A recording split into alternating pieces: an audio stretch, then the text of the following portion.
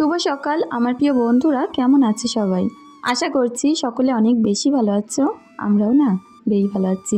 ভারতের ছোট্ট একটি গ্রাম থেকে আমি রূপা, ব্লগার রূপা চ্যানেলে সকলকে স্বাগত জানিয়ে আজকের ব্লগটি শুরু করছি।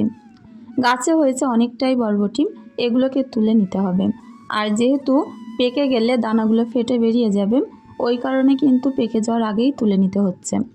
আমি না বরবটি তুলে শেষই করতে পারছি না। এখানে ওই 4-5খানা মতো গাছ হয়েছিল, তার থেকে এত বরবটি। আর একটা জিনিস তো বেশ ভালো হয়েছে আমার, যে সন্ধ্যাবেলা স্যুপ টুপ বানাতাম, অনেক সময় কিন্তু বাড়িতে বিনস থাকতো না, তখন এই জালি বরবটিগুলো দিয়ে আমি স্যুপ বানিয়ে নিতে পারছি। আর এখানে হয়েছে একটা ধুদুল, অনেকে এটাকে অনেক রকম নামে ডাকো, আমরা তো ধুদুল বলি, খেতে অনেকটা ঝিঙের মতো লাগে। এখন চলে আসলাম উঠোন ঝাড়ু দিতে। আমার এই উঠোনটাকে তোমরা অনেক পছন্দ করো, আর সত্যি এই জায়গাটা এত বেশি প্রিয় আমার, তোমাদের কি বলবো। এখানে হাঁটলে, সন্ধ্যাবেলা একটু বসলে মনটা পুরো ভালো হয়ে যায়। ইচ্ছা আছে সামনেটাও যেটুকু পানি উঠে আছে পুরোটাই মাটি ফেলে নেব, আর অনেক ধরনের গাছ লাগাবো। তো চারিদিকে তো বাড়িতে এত বড় জায়গা উঁচু করা সম্ভব না, সামনেটুকুই উঁচু করব। আর গাছগাছালি লাগিয়ে রাখলে উঠোন কিন্তু দেখতে অনেক ভালো লাগে। তো এখানে আমার মেয়ে কলাবতী গাছ লাগিয়েছিল, বেশি দিন হয়নি, প্রত্যেকটা কলাবতী গাছে ফুল ধরা শুরু হয়েছে। আর গাঁদা ফুল গাছগুলো দেখছো কি সুন্দর ঝাপটিয়েছে। এই গাছগুলোই শীত আসতে আসতে ফুলে কিন্তু ভরে যাবে। শীতের আগে থাকতেই গাঁদা ফুল গাছ লাগাতে হয়, এটা আমি আগে জানতাম না। শীতকালে এনে লাগাতাম, শীত শেষ হওয়ার আগে গাছ মারা যেত। তো এটা যদি আগে থাকতে লাগানো হয় তাহলে কিন্তু পুরো শীতকাল ফুলে ভরে থাকে। তো জাতটাও ভালো, একজনারা বাড়িতে লাগিয়েছিল আমাদের এখানে, প্রচুর ফুল ফুটতো, আর তাদের উঠোনে পুরো চারা বেরিয়ে ভর্তি হয়েছিল। তো এই বর্ষার সময় আমার জায়ের মেয়ে আর আমার মেয়ে গিয়ে অনেকটাই এই চারা চেয়ে এনেছিল, তো সেগুলোই লাগানো হয়েছে। আর দেখো উঠোনের এক কোনায় লজ্জাবতী গাছ কিন্তু ভর্তি হয়ে গেছে। এই গাছটা যে এত বেশি ভালো লাগে আর খেলতে ইচ্ছে করে গাছটা দেখলেই, তোমাদের কি বলবো। তো চলো, বিভিন্ন কোনায় এরকম ঘাস জন্মেছে, এগুলোকে এখন পরিষ্কার করে নিই। তো আমি যতটুকু পারবো করব, বাদবাকিটা হাজব্যান্ড করবে। এই বর্ষার সময় না এই গাছগুলো তুলেই পারা যায় না, এক তুলবো তো আবার আরেক ভর্তি হয়ে যায়। এই যে গোড়া তুলে তুলে একদম পরিষ্কার করছি, তো কিছুদিন বাদে দেখব আবার অনেক হয়েছে। কোথা থেকে এত গাছ হয় বুঝতেই পারি না। আমরা যারা গ্রামে বাস করি, আমাদের কিন্তু উঠোন নিয়ে অনেক স্বপ্ন থাকে। কারোর কারোর স্বপ্ন প্লেন উঠোন রাখবো, ঝাড়ু দিয়ে পুরো পরিষ্কার করে রাখবো। আবার কারোর এমন শখ থাকে উঠোনে ঘাস জন্মাবে, দেখতে ভালো লাগবে, মাঝখান দিয়ে ইটের রাস্তা বানাবো। আবার কেউ কেউ এটা ভাবে উঠোনের কর্নারে কর্নারে বিভিন্ন গাছ লাগিয়ে মাচান দিয়ে রাখবো, সেখানে সবজি ঝুলে থাকবে। তো এরকমই আর কি, আমার উঠোনটাকেও আমি এইবার ভাবছি একটু শুকনো পড়লে সুন্দর করে মাটি তুলে অর্গানাইজ করব। বাড়ির দেখো আনাজ কানাজ যে জায়গায় হোক না কেন, যেমনই হোক, একটু যদি সাধ্যের মতো করে সুন্দর করে গুছিয়ে পরিপাটি করে রাখা যায়, দেখতে কিন্তু অনেক ভালো লাগে। আর এখানে অনেকগুলো পাত্র ফাঁকা পড়েছিল, মাটি ভর্তি করে রেখেছিলাম। এই মাটিগুলো ইঁদুরে মাটি তুলতো, তখন তুলে রাখতাম। আর প্রত্যেকটাতে বেগুনের বীজ লাগিয়ে রেখেছিলাম, আর এই বীজগুলো থেকে চারা বেরিয়ে এখন একটু বড় হয়েছে। এগুলো যখন আরেকটু বড় হবে তখন মাটিতে লাগিয়ে দেব। টবে লাগালেও হয়, কিন্তু টবে লাগালে ফলনটা একটু কম হয়। চলো এখন রান্নাঘরের সামনেটা ঝাড়ু দিয়ে নিচ্ছি। আর ওই যে ধাপগুলো কী পরিমাণে যে আগে শ্যাতলা পড়তো, তোমাদের কি বলবো। আগে তো রান্নাঘরের ধাপটা ছিল গড়ান, আর এখন তো দুটো ধাপ বানিয়ে এবছর অতটা অসুবিধা হয়নি। তো ইটের ওপরটা পরিষ্কার করে নিলাম, চারিদিকে যেহেতু সৃষ্টি গাছ, প্রচুর সৃষ্টি পাতা পড়ে। আর আমাদের উঠোনটা যেটুকু উঁচু করা সেটুকু শুকনো, বাদবাকিটা পানি জমে আছে। এখন চলো, বাসন কোসনের পুরো পাহাড় নিয়ে লেগেছি, এগুলোকে মেজে নেব। প্রত্যেক দিন ভাবি কম কম বাসন রাখবো, কিন্তু হয় না। যাই হোক, এঁটো কাটাগুলো আগে কিন্তু পানিতে চুবিয়ে চুবিয়ে আমি ধুয়ে নিই, তারপরে মাজলে এগুলো যেমন তাড়াতাড়ি মাজা হয়ে যায়, আর কি বলো তো, শুকিয়ে যায় না। আগে পানি দিয়ে চুবিয়ে চুবিয়ে ধুয়ে পানি পানি করে একটু পানি সাথে সাথে করে মাজলে বাসনগুলো ধুতে গেলে একদমই শুকিয়ে ওঠে না। তো এক এক করে প্রত্যেকটা বাসন মেজে নিই। আর সকালে কিন্তু এরকম হাঁড়ি কড়া এটা ওটা আজুর করি, আর অনেক বাসনই আস্তে আস্তে হয়ে যায়। তারপর আবার মেয়ের স্কুলও আছে, কোন কাজটা এরে কোনটা করব সকাল হলেই একটা রুটিন বানিয়ে নিতে হয়, আর সেই মোতাবেক চললে অবশ্যই কাজগুলো টাইমে হয়ে যায়। আজকে আমি বাইরের কাজ থেকে শুরু করছি। যেহেতু মেয়ে ঘরে ঘুমাচ্ছিল, ওই কারণে ভাবলাম চলো আগে বাইরের কাজগুলো করে নিই, আর যখন ঘুম থেকে উঠবে তারপরে ঘরের কাজগুলো সেরে ফেলবো। তো এখানে বাসনগুলোকে মেজে কড়াগুলোকে আমি এখন তারের একটা স্কচ ব্রাইট আছে ওটা দিয়েই মেজে নেব। তারের স্কচ ব্রাইট দিয়ে না মাজলে কিন্তু ভিতরটা একদমই পরিষ্কার লাগে না, আর কড়ার ভিতরটা যত বেশি তেলতেলে পরিষ্কার থাকে তাতে রান্না করতে মাছ ভাজতে কোনো রকম প্রবলেম হয় না। তো যাই হোক, প্রত্যেকটা মাজা কমপ্লিট, আর এখন ধুয়ে ধুয়ে গামলার মতো উপর করে রাখবো। এগুলো পরে পানি ঝরে গেলে তারপরে বাসন রাখার একে রেখে দেব। আমি কিন্তু যখন অনেক বাসন হয় তখন এই গামলা আনি, দুটো একটা যখন হয় হাতে করে নিয়ে চলে আসি, কারণ ছোটোখাটো জিনিসপত্র কত যে এখান থেকে নিয়ে যেতে গেলে পড়ে যায় কি বলবো। আর ঘর থেকে পুকুরটা তো বেশ অনেকটাই তফাৎ আছে, তো এই পর্যন্ত নিয়েও যাওয়া একটা ঝামেলা, ওই কারণে গামলা নিয়েই আসি। তো যাই হোক, পানিটা দেখে বুঝতে পারছো সকালের পানি কতটা শান্ত স্বচ্ছ। ভাবছি এখনই স্নানটা করে নিই, তারপরে আবার ভাবছি রান্না টান্নাগুলো আছে সকাল সকাল সেরে তারপরে স্নান সেরে মেয়েকে স্নান করিয়ে স্কুলে নিয়ে যাব। পুকুর থেকে উঠে যাওয়ার সময় একটুখানি মাটি নিয়ে যাব হাতে করে, যাতে করে একটু উনানটা লেপে দিতে পারি। এখন তো চারিদিকে বর্ষার পানি ভর্তি, কোনো জায়গায় লাল মাটি পাবো না। তো এই যে পুকুরের থেকে বোদ মাটি নিলে উনানটা লেপলে একটু কালো কালো লাগে, কিন্তু দেখতে খারাপ লাগে না। আর এখন এমন হয়েছে উনানটা লেপলেও যায় আসে না, না লেপলেও কি। আগে যেমন উনুনটা ছিল পুরো মাটির, তখন কিন্তু না লেপলে প্রচুর দেখতে বাজে লাগতো, কারণ তেল কালি ময়লা এটা ওটা তো হতোই। আর এখন যেহেতু পাকা করা, অতটাও কিন্তু ময়লা বোঝা যায় না।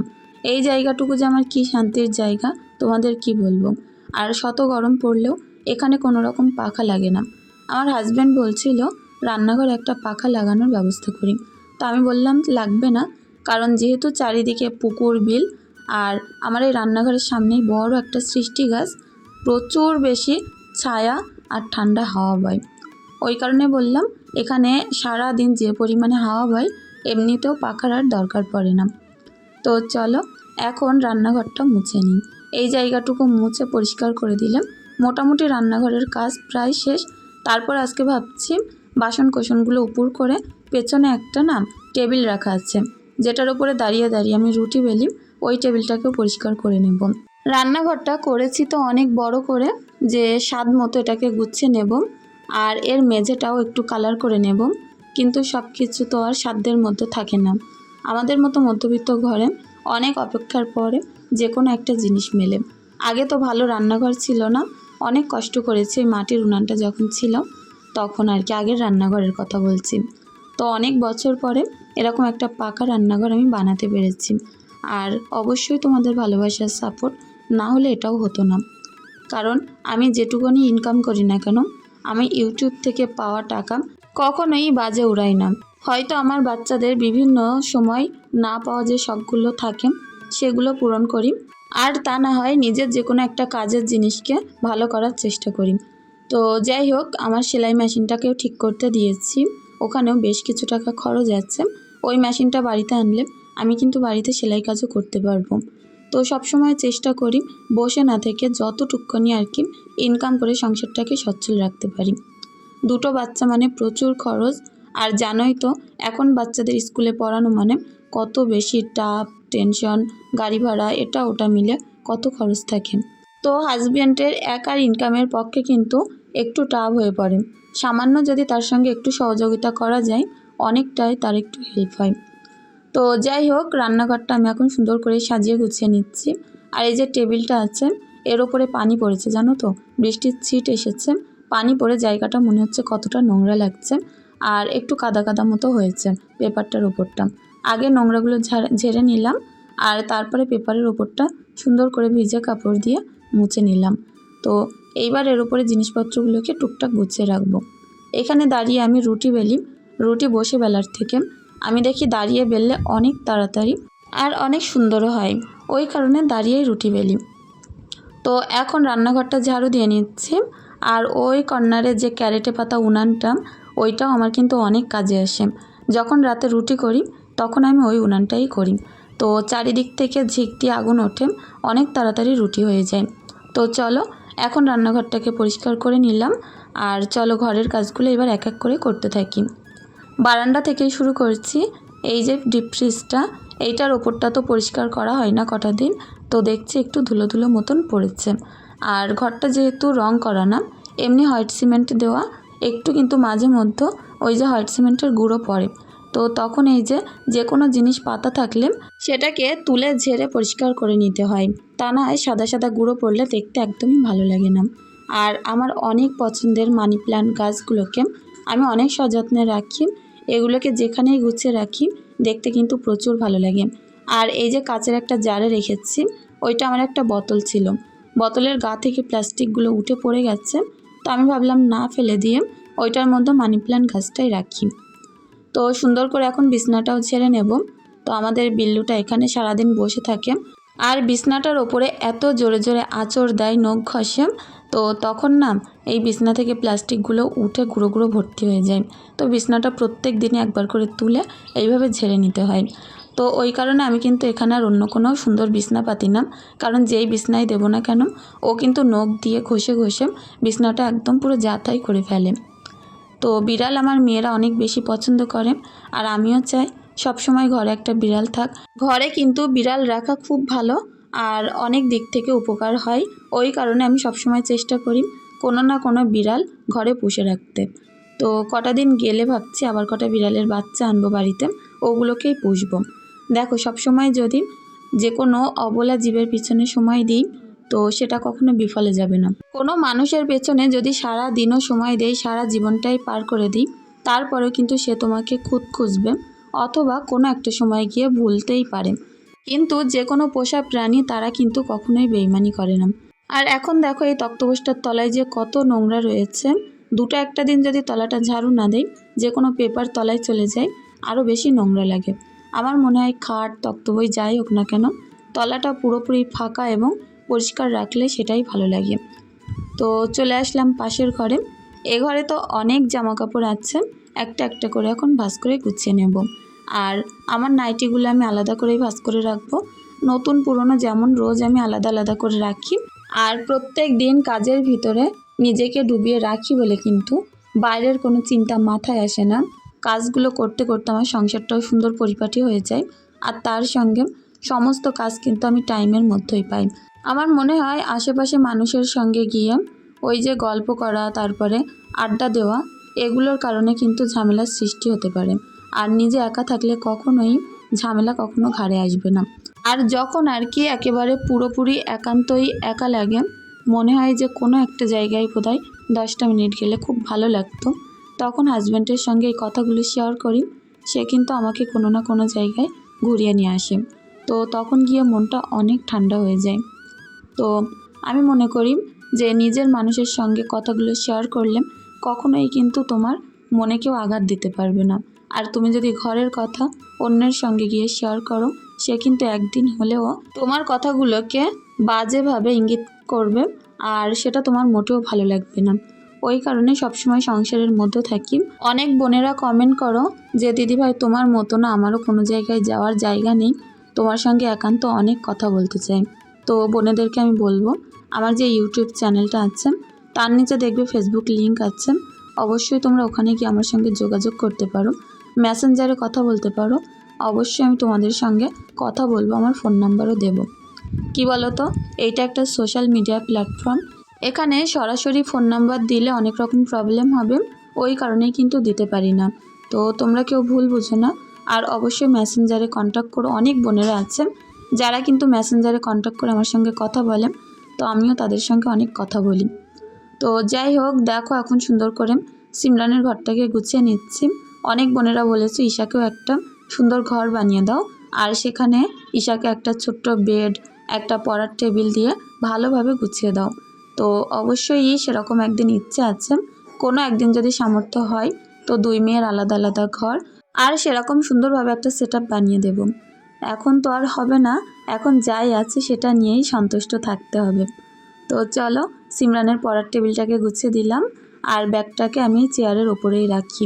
ব্যাগের ভিতরে তো কিছু সেরকম থাকে না, যখন স্কুলে যাই তখন ব্যাগটা ভর্তি করে বই যেগুলো লাগে সেগুলো টেবিল থেকেই গুছিয়ে নিয়ে যাই। আর এই যে ক্যাবিনেটের ওপর কাঁচ আয়না এগুলো তো রোজই মোছা লাগে, কোথা থেকে ধুলো আসে আর এত বেশি চুল এসে এসে উড়ে উড়ে পড়ে, সেগুলোকে রোজ পরিষ্কার করতে লাগে, তা না হয় কিন্তু অনেক বাজে লাগে। আর চুল জিনিসটা দেখবে এমনই, যেখানেই থাক না কেন উড়ে কিন্তু ভাতের উপরে পড়ে। অনেক দিন হলো কোথাও যেতে পারিনি, তো মেয়েদের পরীক্ষাও হয়ে গেছে, ভাবছি কোনো একটা জায়গায় যাই, কিছুদিন থাকি আর মনটাকে একটু শান্ত করি। তো এই ঘরটাকে মোটামুটি গুছিয়ে ফেললাম। আর এক বোন আমাকে জিজ্ঞাসা করেছো যে আপু তুমি কি সবসময় এরকম ম্যাক্সি পরে থাকো? তো হ্যাঁ গো, এরকম নাইটি পরে আমার অনেক বেশি ভালো লাগে, কারণ কি বলো তো, গরমের সময় পাতলা নাইটিগুলোতে প্রচুর আরাম মেলে। চুড়িদার পরে থাকলেও আমি দেখি সেই শান্তিটা কিন্তু আসে না। তো যাই হোক, আমাদের এখানে ইন্ডিয়াতে আর কি প্রত্যেকটা ঘরের বউরা কিন্তু নাইটিই পরে, আর যখন কোথাও আর কি ঘুরতে যাওয়ার দরকার হয় তখন যে যার মতন ড্রেস আপ করেন। তো যাই হোক, ইন্ডিয়ান যত ব্লগার আছে তুমি চেক করে দেখবে প্রত্যেকেই কিন্তু নাইটি পরেই ভিডিও বানায়। চলে আসলাম পাশের ঘরে, আর এই ঘরটাকেও গুছিয়ে নেব। তো ঘরগুলো খুব একটা বেশি বড় না, যার কারণে মনের মতো করে এখন আর কোনো জিনিসপত্র গুছিয়ে রাখতে পারিনি, যেটা যেরকম আছে এইভাবেই আমাকে রাখতে হয়। ওই ঘরটায় তবুও তো একটু সরাতে পারি, কিন্তু এই ঘরের খাটটা বড় হওয়ার কারণে এ ঘরে কোনো কিছু আর সরানোর মতো কোনো প্ল্যানই করতে পারি না। তো তারপরেও আমি একবার চেষ্টা করব এই ঘরের জিনিস সরিয়ে একটু অন্যরকমভাবে ডেকোরেশন করার। আর রুমটাকে ভাবছি নিজে হাতে করে কালার করব। তো কিছুদিন বাদে এই কাজগুলোর মধ্যে আমি হাত দেব। মেয়েদের তো পরীক্ষা শেষ হয়ে গেছে, এখন হয়তো আবারও আগের মতো আমি টাইম মেনটেন করে তোমাদের সঙ্গে ভিডিও দিতে পারবো। আর প্রাণপণ চেষ্টা করব তোমাদের কথাগুলো রাখার জন্য। অবশ্যই তোমরা পাশে থেকো। ভিডিওর এ পর্যায় পর্যন্ত এখনও যে যে বন্ধুরা আমার সাথে আছো তাদেরকে জানাই অনেক অনেক ভালোবাসা। আর একটাই অনুরোধ, যারা এখনও পর্যন্ত আমার চ্যানেলটা সাবস্ক্রাইব করনি অবশ্যই চ্যানেলটি সাবস্ক্রাইব করে আমার পাশে থেকো। আর আমার ভিডিওর মাঝে কিংবা আমার কথার মাঝে যদি তোমাদের কিছু ভালো লেগে থাকে অবশ্যই একটা লাইক একটা কমেন্ট করে দিয়ে যেও। তোমাদের সুন্দর সুন্দর মতামত জানাতে কিন্তু ভুলো না। তো বাইরে থেকে ঘরবাড়িটা যেমনই লাগুক না কেন, ভেতর থেকে কিন্তু রাজপ্রাসাদের মতো করে গুছিয়ে রাখার চেষ্টা করি। যেটুকুনিই থাক এটা হচ্ছে আমাদের গরিবের রাজপ্রাসাদ, আমাদের কাছে তো একটা রাজপ্রাসাদের থেকে কম না। তো যার যার বাড়ি যার যার মাথার ওপরে যে ছাদটা সেটা কিন্তু তার কাছে রাজপ্রাসাদেরই সমান, কারণ সুখ দুঃখ শীত গরম বর্ষা সব কিছু আমাদের এখানেই কাটাতে হয়। গরিবের ঘরে মাথার ওপর যদি একটা ছাদ থাকে সেটা কিন্তু রাজপ্রাসাদেরই সমান। যাদের আর কি অনেক আছে অর্থবিত্ত তাদের বিষয় আলাদা, যে তাদের কাছে এরকম ছোটোখাটো ঘর হয়তো সামান্য, কিন্তু আমাদের কাছে এটা অনেক আর কি। তো দেখো ঘরবাড়িগুলোকে ঝাড়ু দিয়ে নিচ্ছি। আর এই পাপোশটা দেখতে যেমন বেশি সুন্দর তেমন কার্যকর, আর বেশ কিন্তু অনেকটা চওড়া, অনেক ভালো হয়। ভাবছি ওরকম শেপের আরও কিছুটা পাপোশ কিনবো ঘরের জন্য। এখন কটা জামা কাপড় ছিল, এগুলোকে পুকুর থেকে কাচা ধোয়া করে আনলাম। বাইরে যখন সুন্দর রোদ্দুর তখন বাইরেই মেলছি। আর এখানটায় তো জামা কাপড় মেললে শুকাতে একদমই সময় লাগে না, যেমন দারুণ হাওয়া বয় ঠিক তেমন টানা রোদ্দুর পড়ে। বাড়ির ভেতরে যে আরেকটা দড়ি টাঙানো আছে ওইটাতে কিন্তু রোদ্দুর এখন সেরকম আসে না, শীতকালে গিয়ে তখন ভালো রোদ্দুর পড়ে। তো এই কারণে এখানটায় কিন্তু এই প্লাস্টিকের দড়িটা আমি টাঙিয়ে নিয়েছি। তো চলো এগুলোকে মেলে দিই। আর আজকে রান্না করব, বাড়ির পুকুর থেকে মাছ ধরেছে, তো জালে মাছ পড়েছিল, দুটো তেলাপিয়া মাছ আর একটা রুই মাছ। তেলাপিয়া মাছ দুটো ননদদেরকে দিয়ে দেব, অনেক বড় বড় সাইজের তেলাপিয়া মাছ। আর রুই মাছটা বাড়িতেই রান্না করব। রুই মাছটা আমি খাই, আর তেলাপিয়া মাছটা আমার খুব একটা ভালো লাগে না, তো আমার মেয়ে পছন্দ করে অনেক। তারপরেও এই দুটো মাছ ননদদেরকে দিয়ে দেব, আর মাঝখানে যে মাছটা আছে ওইটা আমরা নেব। তো চলো প্রত্যেকটা মাছ আগে সুন্দর করে বাছাকোটা করে আনি। তো অনেক সময় গেল মাছগুলো বাছাকোটা করতে, আর এখন এই যে পেপারে করে ননদদের যেগুলো দেবো সেগুলো ফ্রিজে রাখবো, পরে যখন আসবে ননদকে দিয়ে দেব। আর যতটুকু গামলার মধ্যে রাখবো সেগুলো আমি আজকে রান্না করে ফেলবো। এখন চাটুয়ের মধ্যে তেল দিয়ে দিচ্ছি, আর এই তেলের মধ্যটা কিছুটা পাঁপড় আমি ভেজে নেব। মেয়েকে নিয়ে রোজ স্কুলে যাই, ওখানে কিন্তু প্রত্যেক দিন আমরা বাড়ি থেকে কেউ কিছু না কিছু বানিয়ে নিয়ে যাই, সবাই একসঙ্গে বসে খাওয়া হয়। তো আজকে ভাবছি বাড়িতে যেহেতু অনেকটা পাঁপড় আছে এগুলোকে ভেজে সুন্দর করে মশলা মাখিয়ে নিয়ে যাব, আমরা সবাই মিলে একসাথে বসে খাবো। আর এটা শুধু আমি না, প্রত্যেকেই কিন্তু বাড়ি থেকে কেউ ছোলা সিদ্ধ করে মাখিয়ে আনে, কেউ আবার মুড়ি মশলা মাখিয়ে আনে, কেউ আবার পাঁপড় ভেজে আনে, কেউ তালের বড়া বানিয়ে নিয়ে যায়, কেউ না কেউ কিছু না কিছু আনেই। তো যাই হোক, অনেক আনন্দ হয়। স্কুলে আমি যে 2-3 ঘন্টা সময় থাকি, পুরো মাইন্ডটাই কিন্তু ফ্রেশ হয়ে যায়। আমরা প্রত্যেকেই অনেক আনন্দ করি, গল্পগুজব, তারপরে বিভিন্ন রকম ওখানে হয় আর কি, প্রচুর ভালো লাগে। তো যাই হোক, পাঁপড়গুলোকে ভেজে তুলে নিয়ে তারপরে মাছগুলোকে এই কড়াইয়ের মধ্যে ভাজতে দেব। পাঁপড়ের মধ্যে কোন কোন মশলা দিয়েছি জানো? লঙ্কার গুঁড়ো, বিট নুন, আর গোলমরিচের গুঁড়ো, আর একটু চিনির গুঁড়ো, এগুলো দিয়ে একসঙ্গে করে পাঁপড়টাকে আমি সুন্দর করে মেখে নিয়েছিলাম। আর অনেক ভালো লাগে এরকমভাবে খেতে। আর এইভাবে আমি মশলা বানিয়ে একটা কৌটোয় করে রেখে দিই। পরে কিন্তু এরকম যে কোনো কিছু ভাজা করলে তার সঙ্গে মেখে খেতে প্রচুর ভালো লাগে। একটা মুখে দিয়ে দেখলাম অনেক ভালো লাগছে। এখানে কয়েক পিস মাছ আমি ভাজা করে নিলাম। আর যেহেতু বাড়ির মাছ, একদম টাটকা মাছ, খুব একটা কড়া করে কিন্তু ভাজিনি, শুধু এপিট ওপিট একটু ভেজে তুলে নিয়েছি। তো চলো, এখন কলা আলু মাছ করব। আর কলাগুলো আমার ননদ দিয়ে গেছিলো, ননদের গাছে হয়েছিল, তো সেই আর কি। অনেক দিন থেকেই কাঁচকলা খাওয়ার অনেক ইচ্ছে হচ্ছিল, তো দেখি ননদ এনে দিয়ে গেছে। তো একটু আলু বেশি দিয়েছি, কলার পরিমাণ কম আছে ওই কারণে। তো যাই হোক, এখন মশলা কষিয়ে এর মধ্যে কলাগুলো তুলে দিয়ে নুন, হলুদ, অল্প একটু লঙ্কার গুঁড়ো দিয়ে ঢাকা দিয়ে দেবো একটু নেড়ে। তো এইভাবেই সেদ্ধ হয়ে যাবে। আর কলার তরকারি চন্দ্রমুখী আলু দিয়ে রান্না করতে গেলে কিন্তু 10-15 মিনিটের মধ্যে হয়ে যায়। কারণ চন্দ্রমুখী আলুটাও যেমন তাড়াতাড়ি গলে যায়, কলাও কিন্তু খুব তাড়াতাড়ি সেদ্ধ হয়ে যায়। সব থেকে ভালো লাগে আমার এই উনানে রান্না করতে, এত তাড়াতাড়ি রান্না হয় তোমাদের বলে বোঝাতে পারবো না। এর মধ্যে মেয়ের টিফিনটা রেডি করে নিচ্ছি। তো এখানে আমি কিছুটা নাশপাতি, একটা কলা, একটু আপেল, আর তার সঙ্গে দিয়েছি একটু ম্যাগি, আর ওপর থেকে একটু সস। এটা দিয়েই মেয়ের টিফিনটা রেডি করলাম। এটা এখন ব্যাগে ভরে দেব। তো রান্না করতে করতে মেয়ের স্নান, তারপরে ব্যাগ গোছানো, টিফিন গোছানো, মোটামুটি সবটাই কমপ্লিট করলাম। আর রান্নাটা শেষ করে স্নানটা সেরে এইবার আমি গুছিয়ে বেরিয়ে পড়ব। তো যাই হোক, কলাটা এত দারুণ আর এত বেশি টেস্ট হয়েছিল, অনেক তাড়াতাড়ি যেমন গলে গেছিলো। আর এই যে রুই মাছ দিয়ে রান্না করলে কিন্তু অনেক ভালো লাগে। ওপর থেকে একটু শাহি গরম মশলার গুঁড়ো আর একটু জিরের গুঁড়ো দিয়েছিলাম, দিয়ে মাছগুলো তুলে দিয়ে কিছুক্ষণ ঢাকা দিয়ে একটু ফুটিয়ে নামিয়ে নেব। রুই মাছ দিয়ে যে কোনো সবজি রান্না করে দেখবে কিন্তু অনেক ভালো লাগে। আর রুই মাছটা আমার প্রচুর পছন্দ, যেভাবে রান্না করো না কেন আমার অনেক ভালো লাগে। তো যাই হোক, ওপর থেকে একটু নুন দিলাম আর সামান্য একটু পানি দিলাম, ঝোলটা পরে শুকিয়ে যাবে তাই। উনানের জাল তো জোরে জ্বলছে, এখানে যদি 5 মিনিটও রাখি ঝোল কিন্তু অনেক কমে যাবে, ওই কারণে পরে আর একটু দিলাম। আর ভাতটা নেড়ে দেখলাম ঠিক আছে। তো মেয়েকে স্কুলে নিয়ে আসার পরে তারপরে দেখো কি পরিমাণ বৃষ্টি নেমেছে। সন্ধ্যায় মেয়েকে নিয়ে পড়াতে বসালাম, আর ওর কথাগুলো তোমরা একটুখানি শুধু শোনো। শুভরাত্রির আমরা এখন তাই আমার দিদিটাই বই পড়ছে, আমার ভীষণ জ্বর, তাই আমার পাপার কাছে ফোন করেছিলাম। তারপর পাপা আমার কাশি আর সর্দি আর জ্বর, তাই আমাকে পাপা বলেছে যে ওষুধ কিনে দেবে। তারপর আমার পাপা বলেছে যে আমাদের এখন আমরা তো দীঘায় যাব কিছুদিন পর, তাই আমি চুল কেটেছি, আমার শরীর খারাপ, তাই কিছুদিন পর দীঘায় যাব। কিন্তু আমাদের তো আমি তো আমার দীঘায় গিয়ে তো আমরা জিনিস কিনবো, তাই আমার টাকা আমার মাম্মাম অনেক ভান্ডারে টাকা গুছিয়ে রেখেছে, আমি পুতুল কিনবো। তাই আমি দুপুরবেলা একটা ছোট ভিডিও করছিলাম যে আমি কিছু করতে পারি না, কিন্তু আমরা ড্রয়িং করতে ভীষণ ভালোবাসি, তাই আমি ভীষণ বক বক করতে ভালোবাসি, তাই আমার মুখে এখন হাসি ফুটেছে।